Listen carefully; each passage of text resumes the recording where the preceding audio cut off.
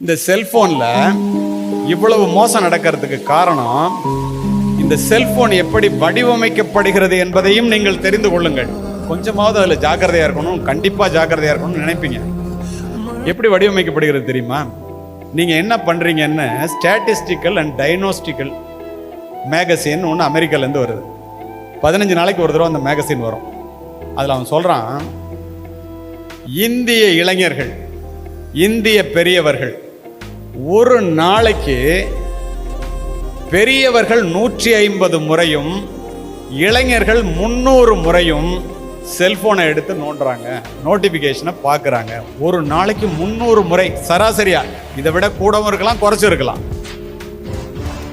இளைஞர்கள் ஒரு நாளைக்கு 3 மணி நேரத்திலிருந்து 6 மணி நேரம் செல்போனிலே தொலைக்கிறார்கள். ஒருத்தன் 6 மணி நேரம் 7 மணி நேரம் படிக்கிறான், ஒருத்தன் 6 மணி நேரம் 7 மணி நேரம் தொலைக்கிறான்.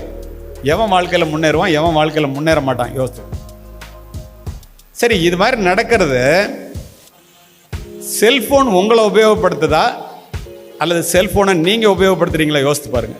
இந்த செல்போனுங்கிறதுங்க, அர்ஜுனனுடைய பையன் அபிமன்யு மகாபாரதம் படிச்சிருக்கீங்களான்னு தெரியல. தாயினுடைய வயிற்றில் இருக்கும்போது சக்கர வியூகத்தை எப்படி உடச்சிக்கிட்டு உள்ளே போகிறதுங்கிறத கற்றுக்குவான். எப்படி வெளியில் வர்றதுங்கிறதுக்குள்ளே பிறந்துருவான். வெளியில் வர தெரிய முடியாமல் செத்துருவான்.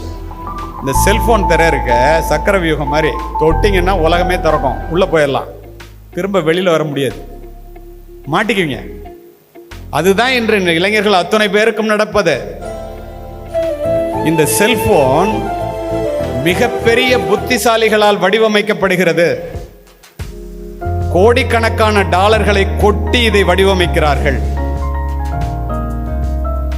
மார்க் ஜூக்கம்பெர்க் என்ற ஃபேஸ்புக்கினுடைய CEO, எல்லாம் படித்த இளைஞர்கள், நல்ல கவனமா கேட்குறீங்க, பெரிய ஆளுங்கள்லாம் இருக்கிறீங்க. செனட்ல, அமெரிக்க செனட்ல கூப்பிட்டு கேட்குறான், எப்பரா பில்லியன் கணக்கில் டாலர் கொட்டுது அப்படின்னு. சிரிச்சுக்கிட்டே சொல்றான் அவன்.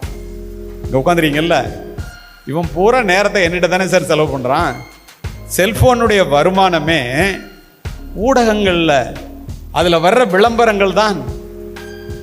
நீ நியூஸ் கூட பாரு, செல்போனில் விளம்பரத்தை பார்க்காம ஏதாவது ஒரு பாட்டை கேட்க முடியும், ஒரு செய்தியை கேட்க முடியுமா? யோசித்து பாரு. ஓடிக்கொண்டிருப்பது கடிகார முள்ளல்ல உன்னுடைய வாழ்க்கை. விளம்பரத்தை பார்ப்பதற்காகவா நீ இருக்கிற? நீ விளம்பரத்தை பார்த்தா அவனுக்கு காசு. ஏன் புத்திசாலிகளை வச்சு கோடிக்கணக்காக அதில் கொட்டி செலவு பண்ணுறான் தெரியுமா? உங்களுடைய உளவியலை அவன் நன்றாக தெரிந்து வைத்திருக்கின்றான் உங்களை விட.